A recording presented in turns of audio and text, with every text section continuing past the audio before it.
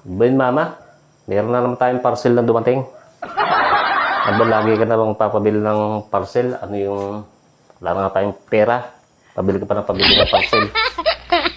Ano bang parcel yung dumating na yan? Ha?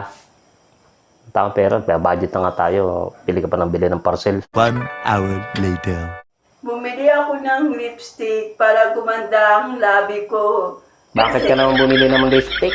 Ano mo naman yun? Dami kang lipstick yan. Kasi pogi ko.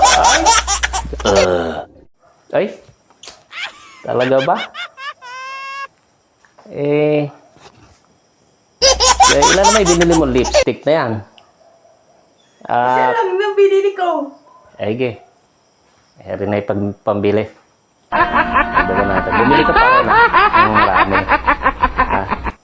Kasi alam mo naman, para gumanda ka.